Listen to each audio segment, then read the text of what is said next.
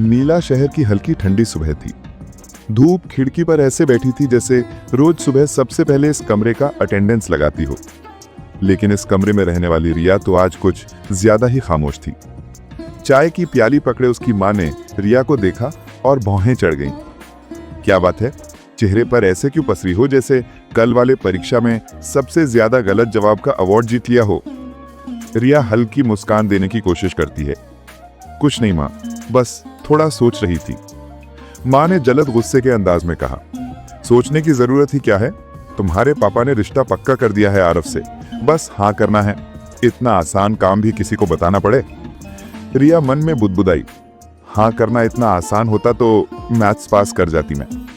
इतने में दीदी अंदर आई, नेहा, जिसकी मुस्कान दुनिया का सबसे बड़ा कंफ्यूजन पैदा करती थी। कभी लगेगी कि हंस रही है क्योंकि खुश है, और कभी ऐसा कि किसी को रोस्ट कर रही हो। नेहा ने रिया के पास बैठकर धीमे से कहा, अरे रिलैक्स, शादी कोई फायर अलार्म नहीं है जिसे सुनते ही भागना पड़े। और ये आरव, तुमने देखा तो भी नहीं है अभी, मन बना मत लो पहले से। रिया ने एक गहरी सांस लेते हुए कहा, दीदी, मन तो उसी दिन दबाव में बन जाता है जब पापा बोलते हैं कि हमने देख लिया है लड़का, अब तुम बस हाँ कह दो। नेहा ने मुस्कुराते हुए कहा, तो क्या हुआ, कोशिश कर कि फैसला अपनी खुशी से ले। अगर अच्छा लगे तो ठीक, नहीं लगे तो बोल देना। हाँ, मुझसे नहीं पूछना कि ये कैसे बोलना, क्योंकि मेरी शादी वाले प्रयोग के बाद हमारे घर में इस विषय पर मेरा हक थोड़ा सस्पेंडेड है। दोनों हंस पड़ी। माहौल थोड़ा हल्का हो गया। अगले दिन रिया किताबों की दुकान पर खड़ी थी। उसे किताबें पसंद थी, खासकर वो जिनमें प्यार, जिंदगी और रियलिटी के बीच कंफ्यूजन चलता हो, कुछ कुछ उसकी जिंदगी की तरह। तभी पीछे से किसी ने कहा, एक्सक्यूज मी, ये किताब अच्छी है। रिया मुड़ी तो सामने खड़ा था एक लड़का, हल्की दाढ़ी, साफ आंखें और एक ऐसा लुक जैसे अभी अभी किसी नेटफ्लिक्स सीरीज से ब्रेक लेकर बाहर आया हो। उसने जो किताब पकड़ी थी वो वही थी जिसे रिया 3 सेकंड पहले ही हाथ में लेकर रख चुकी थी। रिया ने कहा, हाँ अच्छी है, इमोशनल है, थोड़ा फनी भी, बट एंड प्रिडिक्टेबल है। लड़का हंसा, ओह, प्रिडिक्टेबल चीजों से तो मुझे वैसे भी डर लगता है। रिया ने तुरंत तंज मारा, तो अरेंज्ड मैरिज की बात आपको भी डराती होगी। लड़का चौंक गया, आपको कैसे? रिया खुद भी चौंक गई। अरे नहीं, मेरा मतलब बस ऐसे ही बोल दिया। वो मुस्कुराया, मैं आरव हूं। रिया का दिमाग 2 सेकंड के लिए ऐसा ब्लैंक हुआ जैसे किसी ने उसके ब्रेन का वाईफाई बंद कर दिया हो। ये वही आरव था? आरव ने आगे कहा, हमारे घर वालों ने शायद बात की है ना, पर मेरा भी मन था कि पहले कैजुअली मिले, कम से कम ये तो पता चले कि शादी से पहले हम एक दूसरे को सीन में छोड़ने वाले इंसान तो नहीं हैं। रिया अपनी हंसी रोक नहीं पाई। आरव ने शेल्फ से एक किताब निकाली। ये आपको पसंद है? अगर हाँ तो इसे मैं आपको गिफ्ट करना चाहता हूं। रिया बोली, गिफ्ट क्यों? आरव ने हल्की सी शरारत भरी मुस्कान दी, ताकि आप मुझे याद रख सकें, और शायद इसलिए कि मुझे बहाने चाहिए बातें करने के। रिया ने किताब ली, लेकिन मन में एक खलबली थी। क्या ये लड़का सच में इतना सीधा है या एक्टिंग बेंच से उठकर सीधे मेरे सामने आ गया? शाम को रिया फोन उठाती है, आरव का नंबर देखती है, कुछ बोलने जाती है और फोन कट कर देती है। अरे, पीछे से नेहा चिल्लाती है, तूने फोन काट दिया? क्या कर रही है तू? वो लड़का है, राशन वाला मैसेज नहीं कि बाद में देख लेना। रिया शर्मा गई, मुझे नहीं पता क्या बोलना था। नेहा मुस्कुराई, सुन, डरना नहीं, दुनिया में 2 ही लोग ठीक होते हैं, एक वो जो खुद को समझते हैं और दूसरे वो जो दूसरों को समझते हैं, बाकी सब सिर्फ एक्ट करते हैं। रिया को यह बात उसके दिल में कहीं गहरी उतरती महसूस हुई। उस रात रिया अपने कमरे में टहल रही थी, कभी किताब देखती, कभी फोन, कभी दीवार और कभी खुद को, जैसे पूछ रही हो कि अरे बहन, तू इंसान है या उलझन विभाग की हेड ऑफिसर?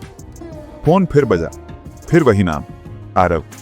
रिया ने गहरी सांस ली, जैसे फोन उठाना कोई भारत जोड़ो यात्रा हो। हेलो? उसकी आवाज इतनी धीमी थी कि अगर फोन में माइक की जगह कोई इंसान होता, वो कहता, मैडम जोर से बोलिए, कान हमारा है, शर्म आपको क्यों आ रही?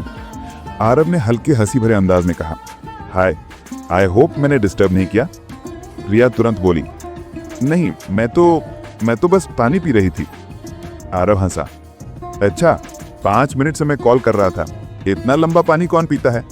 रिया को लगा कोई नेक्स्ट लेवल एक्सपोज हो गया है। वो फट से बोली, नहीं मतलब मैं गटक गटक नहीं पीती, सिप सिप स्टाइल। फोन के दूसरी तरफ 5 सेकंड की शांति के बाद दोनों हंस पड़े। यही हंसी पहली बार थी जिसने रिया को यह महसूस करवाया कि शायद ये रिश्ता इतना डरावना नहीं है। अगले दिन शनिवार की सुबह रिया छत पर कपड़े सुखा रही थी। माँ नीचे से चिल्लाई, रिया आज शाम को शर्मा जी के घर जाना है, आरव के पापा आएंगे। रिया के हाथ से एक टी शर्ट नीचे गिर पड़ी। नेहा ने तुरंत ताना मारा, देख लिया, अभी तो टी शर्ट गिरा रही हो, शादी के बाद टेंशन में पूरा इंसान गिरा दोगी। रिया ने एक तकिया उठाकर नेहा पर फेंका। तू चुप रहे। नेहा ने आंख मारी, ऐसा बॉयफ्रेंड ढूंढ ले जो गिरे हुए इंसान भी उठा ले। रिया ने धीरे से कहा, मुझे बॉयफ्रेंड नहीं चाहिए, बस कोई हो जो समझे। नेहा थोड़ी देर चुप रही, फिर बोली, शायद आरव वली हो सकता है। शाम शर्मा जी के घर। शर्मा जी का ड्राइंग रूम ऐसा था जैसे एक ही फोटो फ्रेम की अलग अलग साइज में 27 कॉपियां लगा दी हों। हर फोटो में शर्मा जी किसी ना किसी इंसान से हाथ मिलाते हुए, कहीं पॉलिटिशियन, कहीं एक्टर, कहीं डॉक्टर। रिया ने धीमे से कहा, इनकी लाइफ का एक ही गोल रहा होगा, हर फोटो में खुद को फिट करना। आरव मुस्कुराया, एक सेकंड, इन्हें देखकर मुझे वो स्टिकर याद आ गया, हर जगह मुझे ही रहना है क्योंकि अटेंशन मेरा जन्मसिद्ध अधिकार है। रिया हंस पड़ी, आरव भी हंसा। शायद ये दोनों के बीच का पहला इनसाइड जोक था। आरव थाली लेकर आया और रिया के पास बैठ गया। कुछ लोग कहते हैं अरेंज्ड मैरिज में कनेक्शन बाद में बनता है, मुझे लगता है हमारा तो बन रहा है। रिया ने नीचे देखते हुए कहा, मुझे डर लगता है कि कहीं मैं किसी और की तरह गलती ना कर दूं। आरव ने हल्के से कहा, गलती तो जिंदगी में दो ही लोग नहीं करते, एक भगवान और दूसरे वो लोग जो दुनिया में अभी पैदा ही नहीं हुए।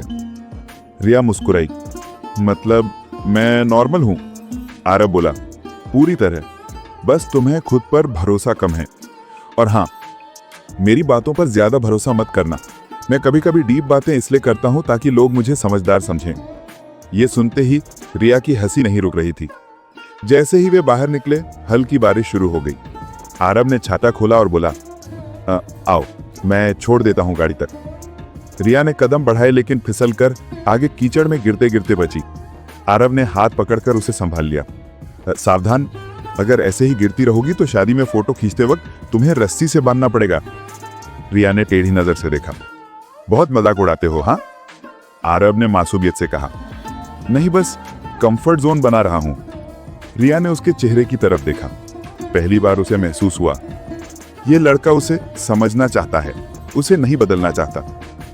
इसी बीच रिया के फोन पर मैसेज आया, क्या तुम खुश हो? मैसेज पढ़ने वाली थी नेहा दीदी। रिया ने नजरें उठाकर आरव को देखा और पता नहीं क्यों उसकी आंखों में पहले से ज्यादा चमक थी।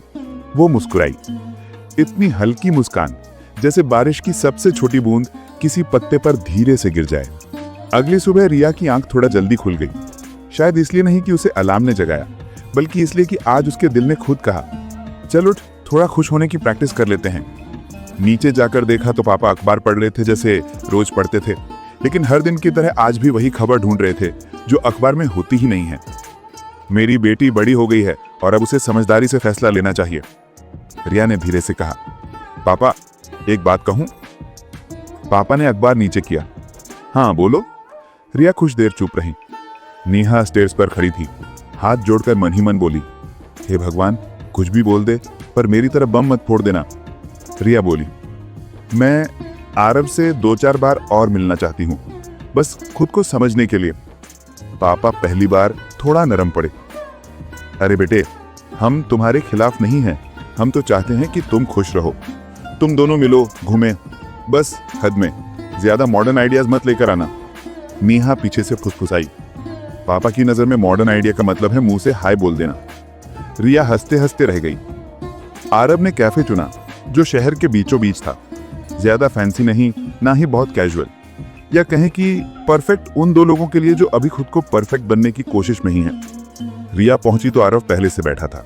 वो थोड़ा नर्वस दिख रहा था, जैसे उसने आज अपना सिलेबस पूरा पढ़ा हो लेकिन एग्जाम में एकदम अलग पेपर आ गया हो।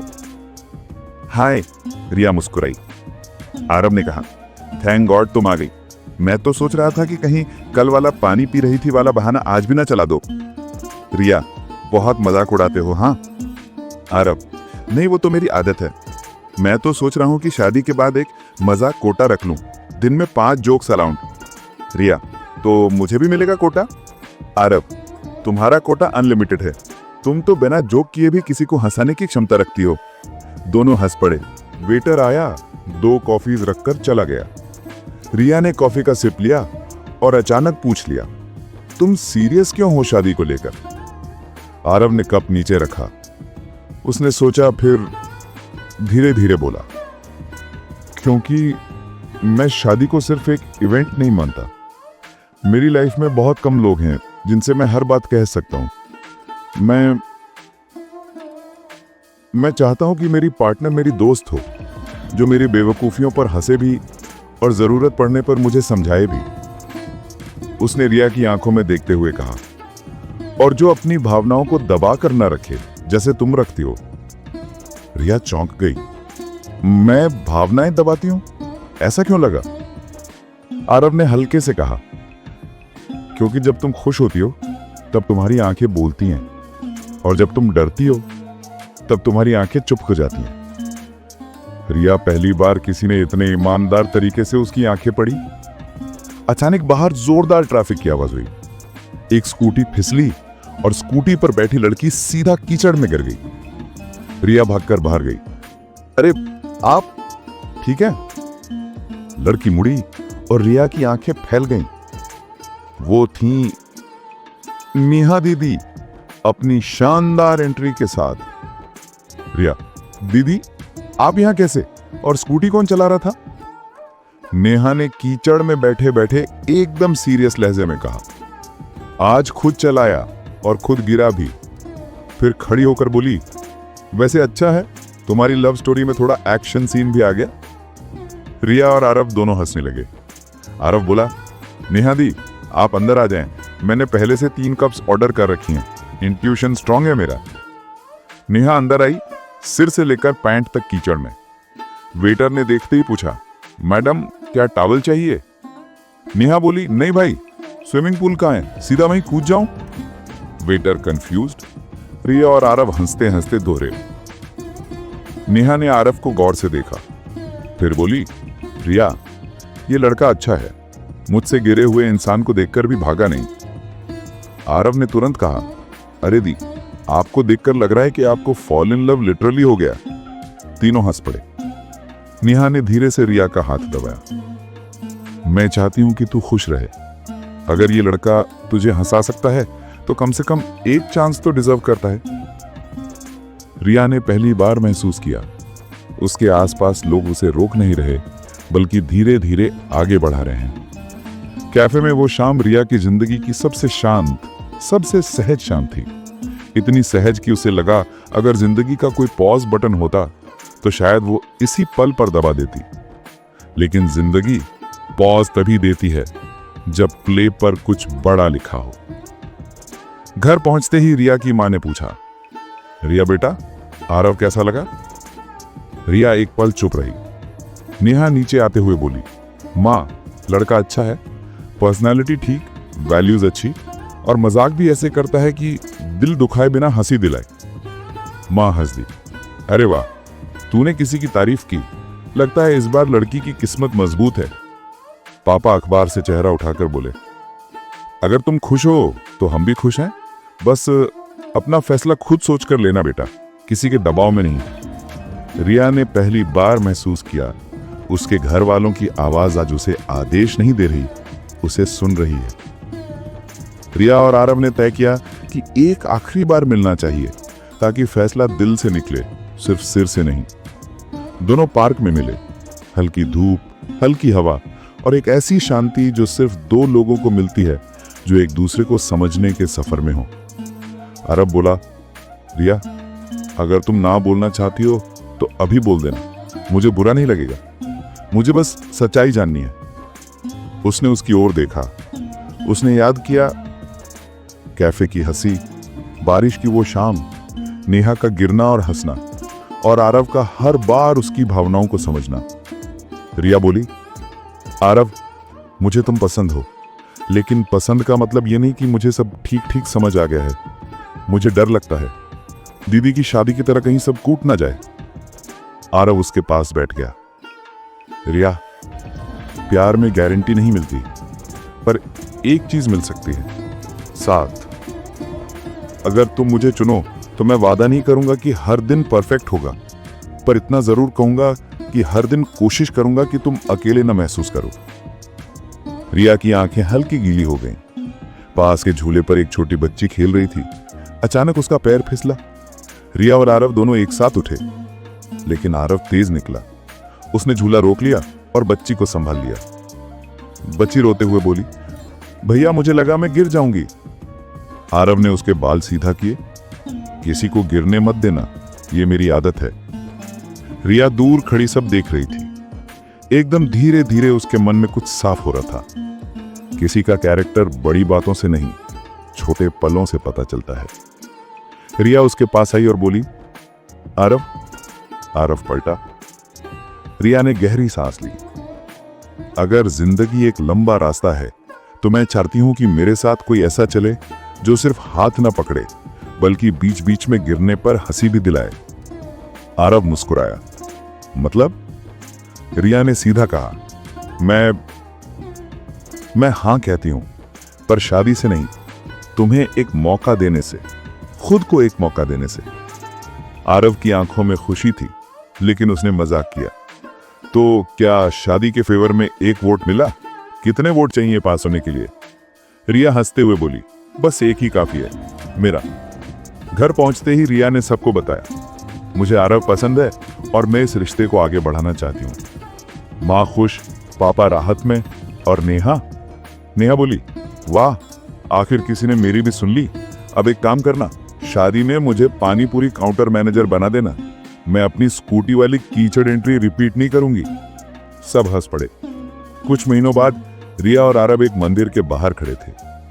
रिया ने कहा, जानते हो, मैं सोचती थी कि शादी दबाव है, डर है, पर अब लग रहा है कि शादी बस एक वादा है, जहां दो लोग कहते हैं कि हम एक दूसरे को समझने की कोशिश नहीं छोड़ेंगे।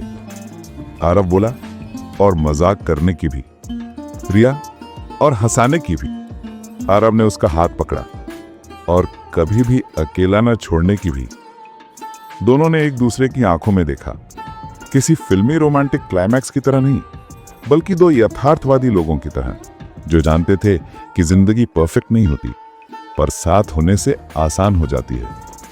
और जिंदगी बस इतना ही तो चाहती है, किसी का हाथ और कुछ छोटे छोटे हंसी वाले पल।